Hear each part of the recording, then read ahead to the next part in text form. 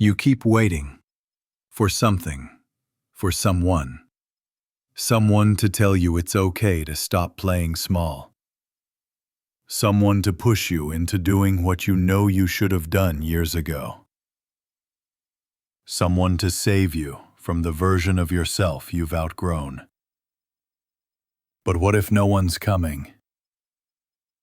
What if this is the moment you finally accept that? Before we go any further, comment where in the world you're watching from and make sure to subscribe, because tomorrow's story might be the one that changes your life forever. Here's the truth. No one's coming.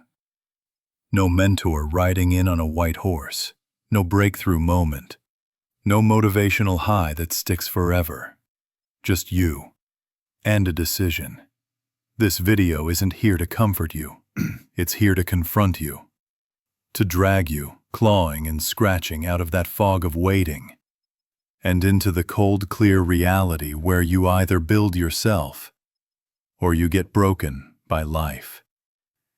We're not talking about small wins. We're talking about war, the kind that's fought in silence, at 5 a.m. alarms, in front of blank pages, during lonely nights when nobody's watching. When the only reward is the person you become when you don't quit. It starts with one brutal truth. If you don't save yourself, no one will. Not your boss, not your friends, not your family, and definitely not the future version of you keep fantasizing about. The one who magically has more time, more energy, more confidence. That version doesn't exist unless you build them.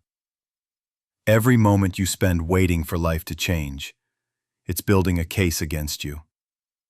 Every excuse, every distraction, every time you say, maybe next week, you are voting against the life you say you want. But here's the twist. You don't need motivation. You don't need a miracle. You just need to stop lying to yourself about how much time you think you have. Because time doesn't care about your potential. It only responds to your decisions. You've got pain? Good. Use it. You've got anger? Excellent. Fuel. You've got failure? Perfect. Blueprint. This story isn't about pretending everything's fine. It's about owning the fact that it's not, and choosing to rise anyway. Over the next 10 chapters, you're going to be challenged. You'll feel exposed. You might even get angry. Good. That means it's working.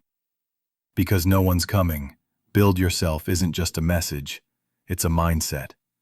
It's what separates those who die waiting from those who live rising. So take a deep breath, and then get ready to make the hardest, most powerful decision of your life. To show up for yourself. Every single day. Chapter 1. Full Draft. You wake up late again. Snooze 3 times. You stare at the ceiling, replaying the same silent promise. Tomorrow I'll get my life together. But it's not tomorrow. It's today. And today already started without you. Let's stop pretending. Let's drop the fantasy that someone somehow is going to show up and push you into the life you were meant to live. Let's stop waiting for a friend to call with the perfect advice, for the money to magically appear, for the timing to finally feel right. Because it won't. No one's coming. You are alone, and that's not a tragedy. It's an opportunity. Because the second you accept that no one's coming to save you, you stop outsourcing your power. You reclaim the driver's seat. This chapter is your first punch in the gut, the cold slap of truth, the moment when you either wake up or keep sleepwalking through your own life. The fantasy. Someone will help me figure it out. You've been taught to believe life works like a movie. That if you struggle long enough, the mentor will appear. The right person will discover you. The universe will drop a sign in your lap. But real life is quieter, more brutal, more honest. You don't get rescued. You build your rescue. And while you wait for someone to pull you out, the clock keeps ticking. While you wait for clarity, someone else is failing forward. While you complain you're not ready yet, the world moves on without you. The truth. You are the rescue mission. Imagine this. You're trapped in a deep well. It's dark. No signal. No one hears you scream. You've got 3 choices. Wait for help and rot. Cry about how unfair it is. Start clawing your way up with bloody fingers. That's your life. Right now. And here's the cruel beauty. If you dig long enough, you get out. But only if you stop waiting. The real work begins here. Let's make it simple. No one is going to come force you to break your addiction. No one is going to rewrite your resume. No one is going to drag you out of bed and make you run. No one is going to cancel your distractions or mute your inner critic. That's all on you. And that's a good thing. Because once you realize you are all you've got, you start becoming all you need. A new identity is born. When you stop waiting, you start acting. When you stop hoping, you start building. And when you stop needing permission, you become dangerous. You become the kind of person who shows up without applause, works without guarantee, rises without excuses, builds without shortcuts. This isn't about motivation, it's about ownership. And the moment you accept it, your entire life shifts, not because life gets easier, but because you become stronger than your circumstances. Let this be the last time you wait. If you've made it this far, that means something inside you is done waiting. So say it out loud. No one's coming. Now say this. I am. You are coming for your future. You are coming for your discipline. You are coming for your health, your freedom, your power. And no one can stop you if you stop stopping yourself. Chapter 2. Build in silence, win in private. You're in a crowded room. Lights are flashing, TikTok dances, an influencer preaching, just show up, but your life? It didn't happen in the spotlight, it happened in your quiet. Here's the punch. Legendary transformations don't unfold under applause, they're born in darkness. Greatness isn't gassed up by cheers, it's forged by the person who keeps showing up when nobody's clapping. The illusion of public validation. We live in a culture obsessed with external approval. Likes on your posts, followers, flashy success stories. But you and I know the truth. That's not where change sticks. What changes you deep down isn't the validation. It's the invisible choices. The before sunrise workouts. The blank page typed through tears. The midnight meditations when you've run out of hope. If your identity hinges on applause, you'll collapse once it goes silent. The quiet power of shadow work. What if the real magic happens when you're alone? A builder who shows up daily, brain tired, body sore, no cheer squad in sight. A deep internal grit that forms in secret, far from filters and comments. Build in silence means working on habits when temptation screams, practicing your craft when the world looks the other way, strengthening your mindset when the only sound is your own breath. That's where champions brew. Imagine your secret transformation. Picture this. It's 4 a.m. Your feet hit the floor with heavy resistance. No music, no trainer. Just the earth, your labored breath, and one thought slamming on repeat. I'd rather win alone than lose in the spotlight. That moment, when the world is still dark, is where your best life begins. Worse than failure. Performing while broken. Crowd cheers and likes feel good, but they can also lie. When your identity depends on applause, your power dissolves when everyone stops watching. Real strength? It comes when you show up despite fear, frustration, fatigue.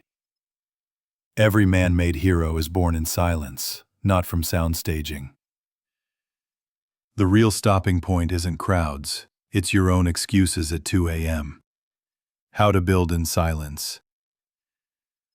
Choose invisible habits with visible payoffs. Show up for yourself in private. Journal, reps, study, stretch, practice, even if only you see it. Disconnect from the noise. Turn off notifications. Block distraction loops. Create an environment that serves your future self. Celebrate the small, unsung victories. No likes needed. That sip of water instead of scrolling. That extra paragraph typed when you felt like sleeping. That counts. Write your jolt. Next time I feel seen only by gaslighting critics, I'll remember who's on my side. The me who showed up when no eyes were on me. From silence to strength. Here's what happens when you build quietly. Your self-respect eclipses your need for approval. Your inner voice becomes stronger than any external cheer. You build confidence that lives in your calloused fingertips, not in your photo feed. And when the curtain finally rises, you're not performing. You're revealing a person who has already been battle-hardened. Real-life example. The grocery store janitor becomes a pro athlete. A janitor at a local grocery store. Each dawn, he laces shoes in a dusty locker room. Runs, broken pavement with exhausted legs. Practices form in silence, alone. No fans, no hype. No cameras. Then, a scout shows up months later and sees what you never got to see. A different person. A quietly built warrior. The game-changing choice. You don't cultivate strength for attention. You build it because you owe it to yourself. Commit to the unseen. The 1 chapter a day, the extra rep, the unwanted expense invested in your growth. You're auditioning for the only audience that matters. Yourself. This chapter culmination. Now, repeat under your breath. I build in silence, and when I break through, I win, not to be seen, but because I already did it. That seed of conviction, it will carry every step, every setback, every silent grind. You're not training for applause. You're building a future no noise can shake. Chapter 3. Silence the noise. Strengthen the mind. You're not failing because you're weak. You're failing because you're drowning in noise. Scroll, ping, buzz, opinions, outrage, notifications. 100 voices telling you who you should be, how you should feel, what you should want. And through all that chaos, you can't even hear your own damn thoughts. This chapter is about one thing: turning down the volume of the world so you can turn up the strength of your mind. The hidden enemy. constant stimulation. Here's the hard truth. Most people aren't lazy. They're just mentally hijacked. The average person sees over 10,000 ads a day, hundreds of opinions, dozens of comparisons. Your brain is not built for this. You can't think straight. You can't focus. You can't even sit alone in silence for 5 minutes without checking your phone. That's not weakness. That's addiction. The noise is killing your power. Noise doesn't just distract you, it drains you. It steals your focus. It floods your mind with fear. It drowns your voice in other people's expectations. You can't build a strong mind in a weak environment. You can't build confidence when your attention is owned by strangers.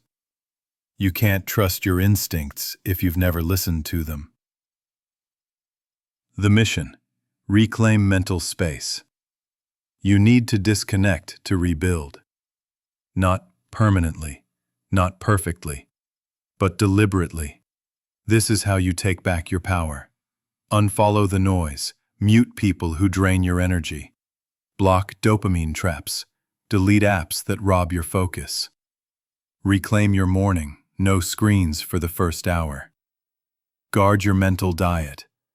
Only consume content that feeds your growth. Schedule solitude, 15 to 30 minutes a day with nothing but your thoughts. What happens in silence? Silence isn't empty. It's full of answers. When you cut the noise, you start hearing your true thoughts. You begin facing your fears without numbing them. You reconnect with your mission, not society's script. Most people fear silence because they fear what they'll find. But that's where transformation starts. Mental strength isn't loud. It's quiet. You don't need to yell to be powerful. You don't need a hype video to be motivated.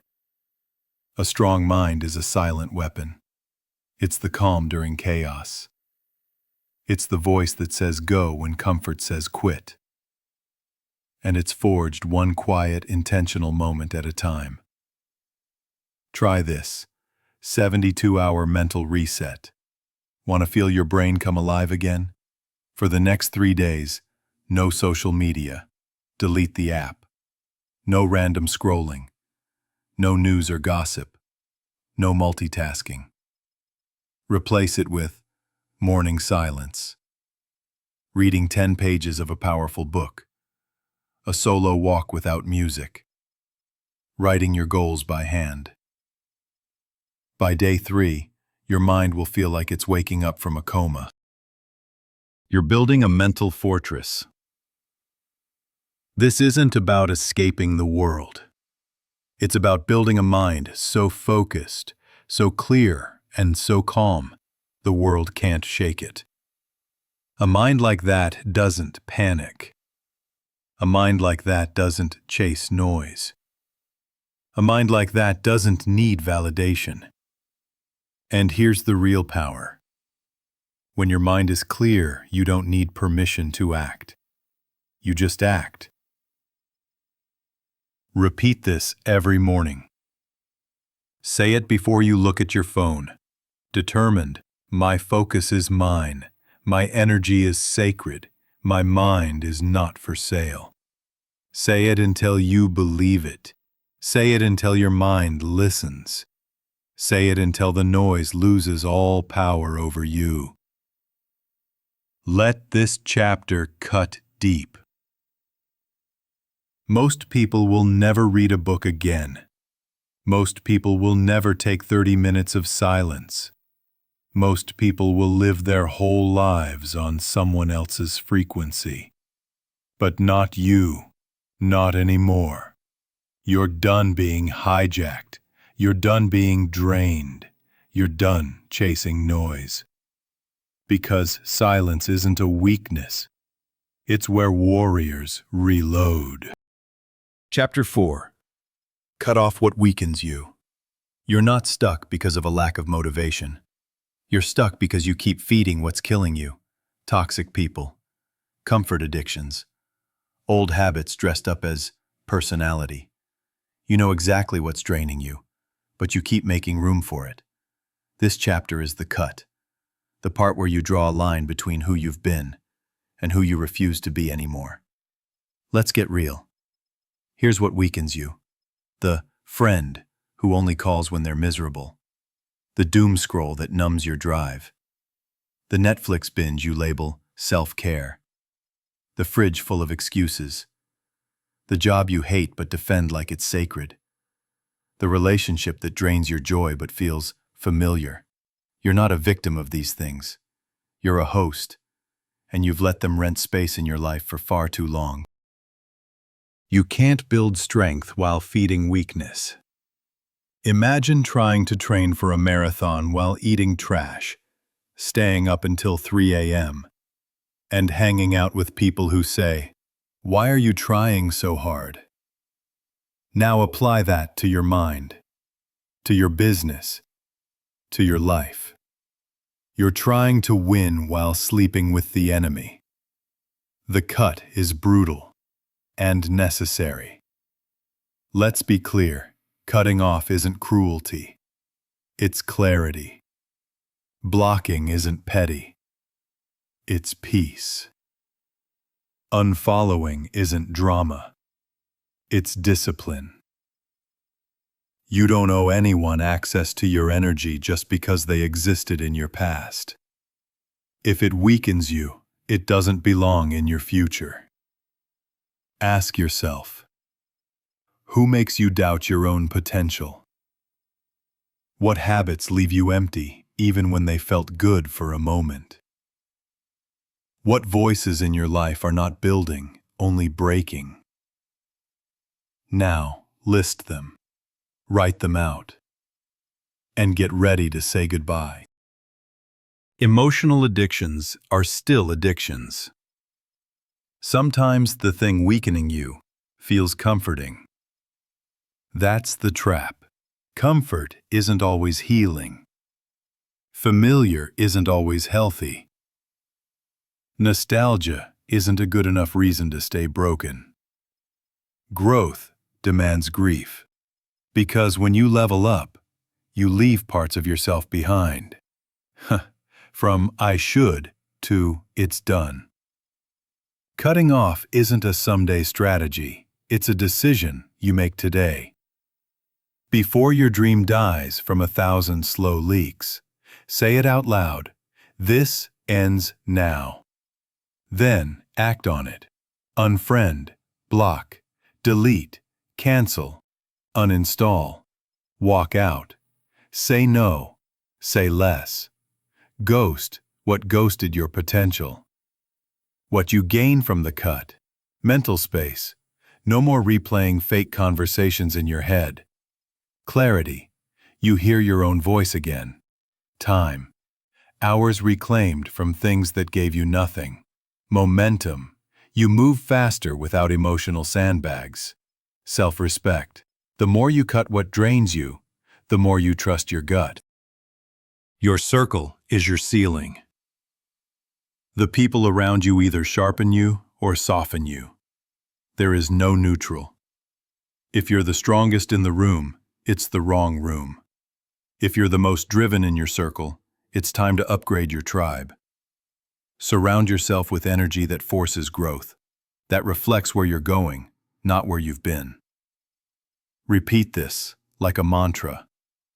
If it costs me my peace, my purpose, or my power, it's too expensive. Say it, live it, enforce it. You don't need permission to protect your energy. You need courage to walk away and never look back. Let this chapter be your permission slip. Most people won't do this.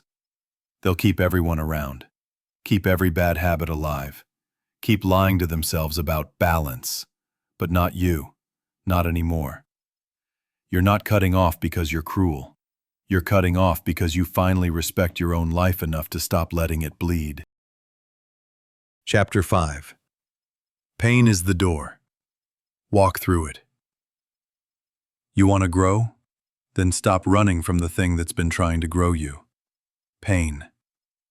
The word you avoid, the experience you suppress, the signal you silence. But here's the hard truth. Pain isn't your punishment. It's your portal. You keep waiting for clarity, for confidence, for signs, but all of that is hidden on the other side of what hurts. Pain is not the problem. Avoidance is. Everyone's in pain, but some people use it, and some people run from it. Most people choose escape. Food scrolling, alcohol, shopping, busy work, gossip, excuses.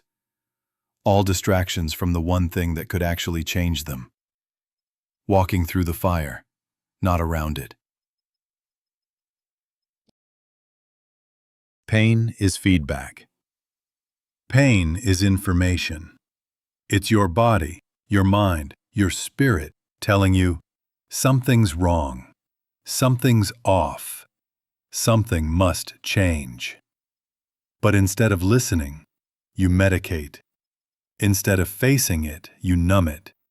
And so the lesson repeats, again and again, until one day you realize pain doesn't stop until it teaches you. The break is the beginning. Everyone wants the breakthrough, but no one wants to break. That heartbreak, that job loss, that betrayal, that burnout, it felt like death, but it was actually your rebirth. You weren't being punished, you were being pruned. The pain stripped away what couldn't come with you into your next level. Pain builds strength. You can't fake. You don't get resilience from TED Talks. You don't build grit from quotes. You don't forge power in peace. You build it in rejection, rock bottom, self-doubt, loneliness, failures that scream you're not good enough, and moving anyway. Every powerful person you admire, they bled before they led. Use your pain on purpose. Don't just feel it, frame it. Don't just survive it, study it. Don't just sit in it, step through it. Ask, what is this pain revealing about my standards? What is this discomfort forcing me to confront? What version of me must die for the real one to rise? If you're hurting, good. It means life is shaking the version of you that's been lying to yourself. Pain is your building material. The pain you avoid is the exact thing that could sharpen your mission, strengthen your spirit, deepen your voice, destroy your ego, build your identity. The gym hurts, growth hurts, silence hurts, but so does regret. Pick your pain. Choose the one that builds. Stop waiting for it to feel better. Growth doesn't feel good, but that doesn't mean it's bad. Some of the most transformational moments in your life will be the ones that crushed your plans, wrecked your comfort, made you feel lost until you realized that pain was the door, and your future was on the other side. Repeat this, determined. This pain isn't here to stop me, it's here to wake me. Say it out loud, right now. Breathe it in. Own it. This is your firewalk. Don't numb it. Don't edit it. Don't shortcut it. Walk through it, eyes open, head up. And when you come out the other side, you won't just be stronger. You'll be undeniable. Chapter 6. Self-respect over self-love. You don't need more self-love. You need self-respect. Because let's be honest, loving yourself isn't enough.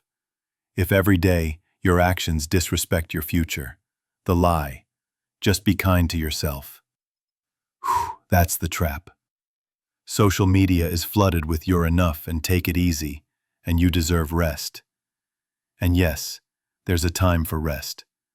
But rest doesn't mean avoidance. Self-love isn't an excuse to stay weak. You're not tired. You're undisciplined. You're not overwhelmed. You're distracted. You're not confused. You're avoiding hard truths. It's not self-love if it keeps you stuck. The truth. Most self-love is just self-comfort.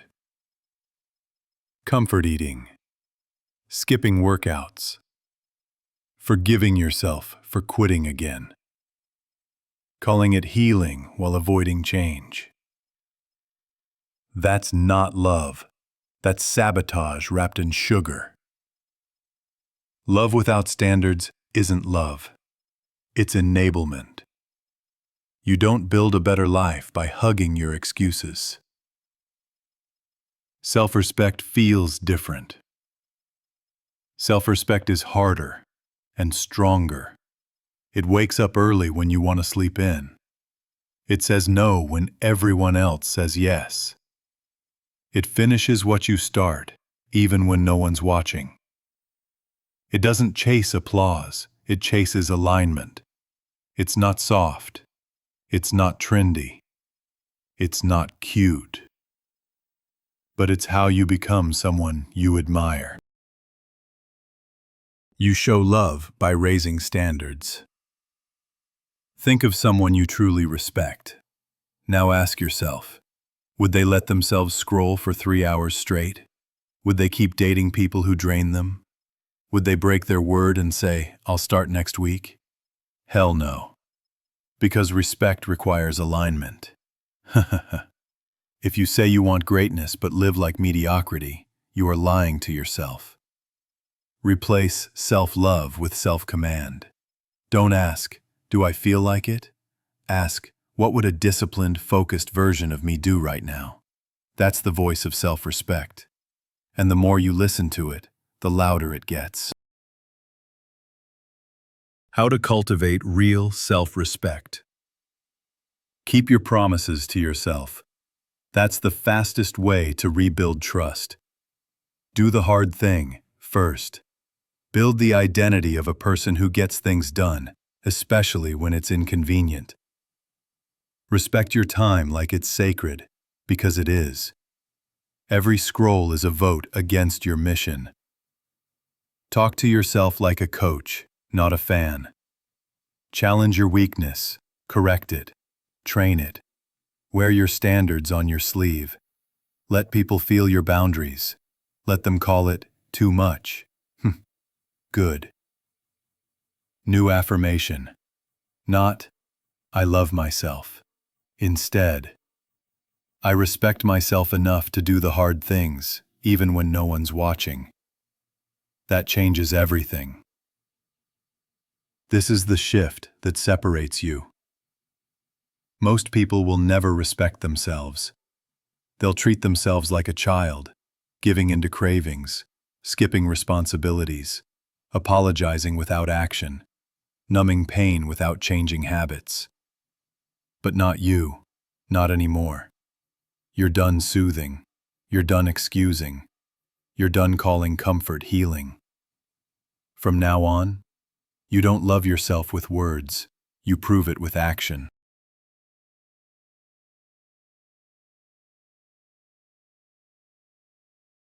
Chapter 7. Choose discipline, not motivation. You're waiting for motivation? Then you'll be waiting the rest of your life.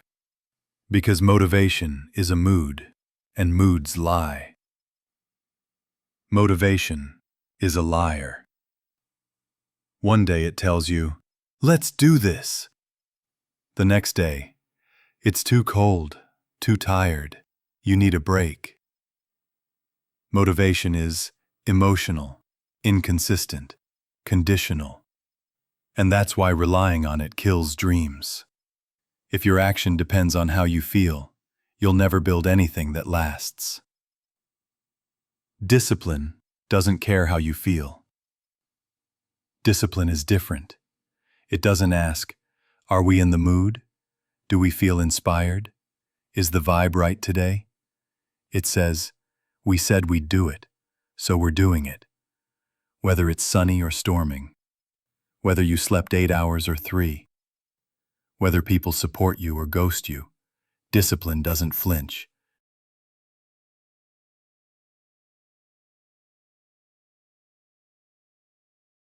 Discipline is a system, not a feeling. Think of it like this. Motivation is an emotion. Discipline is a system. Motivation wants you to feel ready. Discipline trains you to act regardless. It's the default behavior you create by doing the same hard thing every day, until it becomes who you are. The discipline equation. Here's how it works. Clarity, structure, execution, confidence. Clarity. Know what you want. Structure. Build a daily system. Execution. Show up even when you don't feel like it. Confidence. Earned by keeping promises to yourself. Repeat that long enough, and motivation becomes irrelevant. What discipline looks like in real life. Writing when the words won't come. Working out when you're sore and tired. Showing up early when no one notices. Studying while others party. Saying no to what feels good now for what feels right later. These aren't heroic moments. They're invisible choices, made every single day.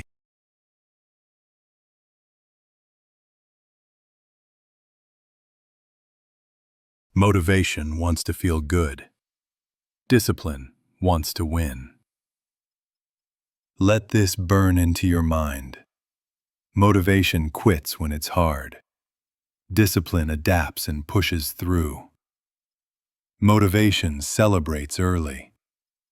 Discipline finishes what it starts. Motivation watches the clock. Discipline watches the mission. One disappears. The other dominates. Train your discipline muscle. You weren't born lazy. You were trained by comfort. And now it's time to untrain it. Try this. Wake up 30 minutes earlier, even if you don't want to. Stick to a non-negotiable habit: reading, workout, journaling. Do the hard task first, not last. Limit dopamine. 1 hour, no phone per day. Your brain will scream. Good. That means it's working.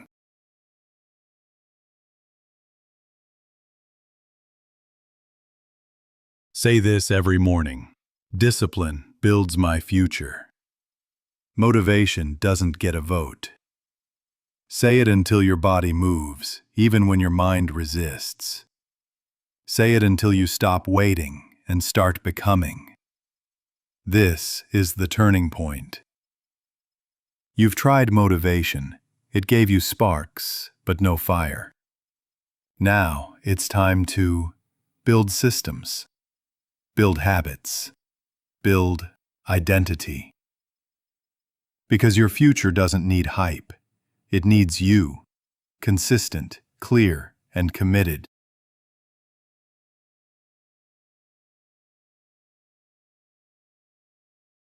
Chapter 8.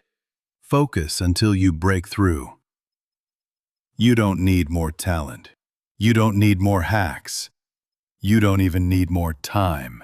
You need focus so deep it scares people. The kind of focus that makes your friends say, "You've changed," because you have. And if you want to break through, you better stay locked in until it happens. The world rewards obsession. You know what the most successful people have in common? Tunnel vision.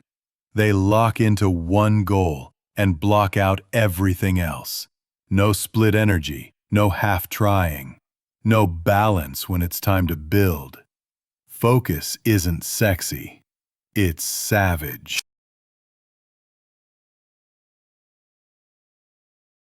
The truth about breakthroughs. Most people give up right before they hit the curve. Why? Because right before the breakthrough it gets boring. repetitive, exhausting, unrewarding. That's where most people quit. And that's where you double down. You don't need more time, just better attention. You're not short on hours, you're leaking attention. Notifications, unnecessary tabs, conversations that drain, multitasking, overplanning. You don't need another productivity tool, you need a boundary around your focus. Focus feels like sacrifice, because it is. Let's be honest, you will lose people, you will miss out. You will get misunderstood. You will feel alone. But guess what? Obsession looks like insanity until it looks like mastery. They'll laugh until they ask how you did it.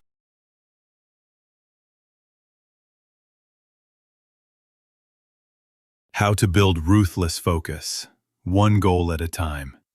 Stop trying to conquer 10 things. Pick one. Master it. Block time like a monk, 90-minute deep work sessions. No phone, no interruptions. Lock in. Make it your lifestyle. This isn't a phase. This is your new normal. Design your environment. Clear desk, clear tabs, clear digital noise. Make it frictionless to focus. Let go of needing to explain. Not everyone will get it. That's not your job. Create a focus ritual. Every day, same time, same setup, same energy. Your brain will learn, this is when we build. Your success is found in repetition, not inspiration. Consistency is the ultimate flex. Stay in the tunnel until it opens. Think of success like tunneling through a mountain. First 90 days, nothing moves. Day 120, small crack. Day 180, breakthrough. But if you stop digging at day 179, you miss everything.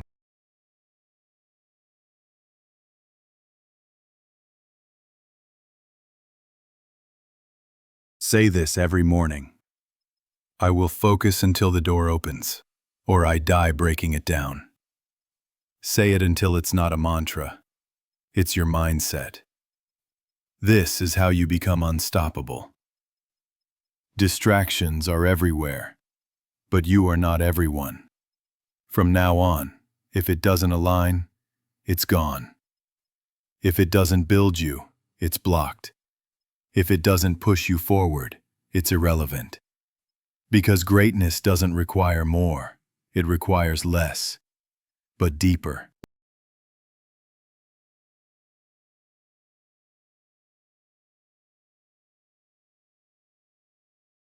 Chapter 9. Outcome. The person you build in the dark. You don't get a round of applause for becoming someone new. Not at first. No cameras rolled when you woke up early. No trophies arrived when you said no to distractions. No crowd screamed when you went to war with your own laziness. But now look in the mirror. That person staring back? That's who you built in the dark. The world sees the outcome. You know the war. They'll see a sharper body, a clearer mind, a focused life, a confident walk, a deeper voice. They'll assume it was luck, or genetics, or timing, but you'll know better.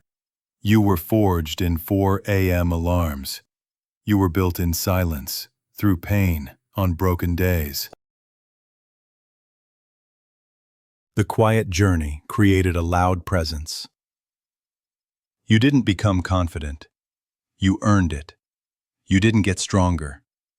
You chose pain again and again until it broke you open. You didn't become unshakable. You were rattled so many times that nothing outside can touch you anymore.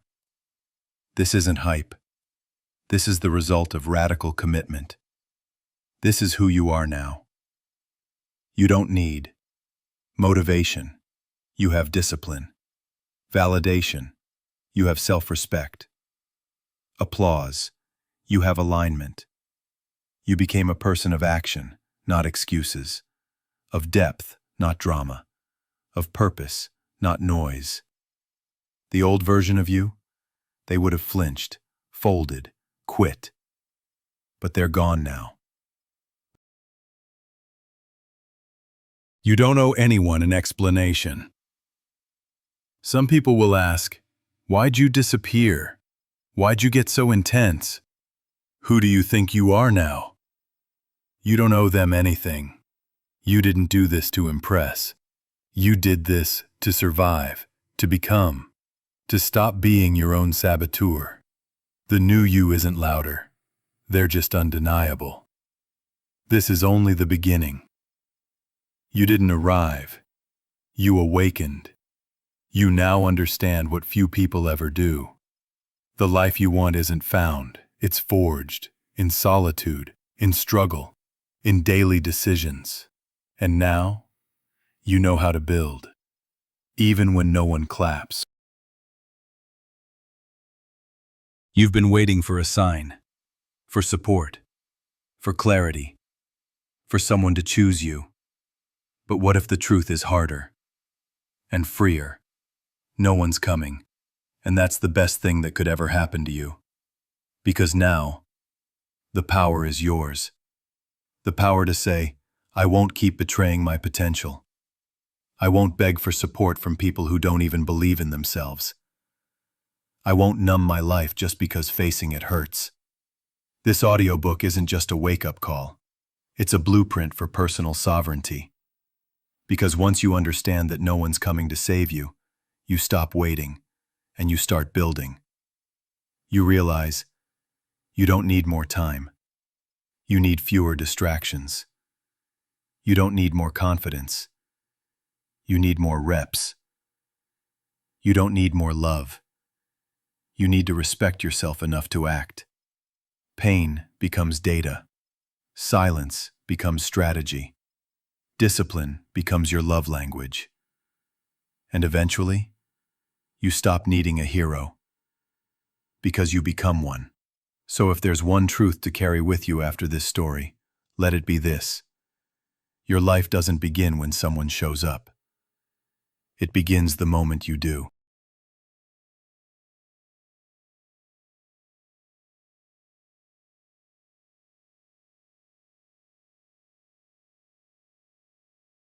You've heard it all. You've felt the fire. Now, it's your move. So let me ask you this.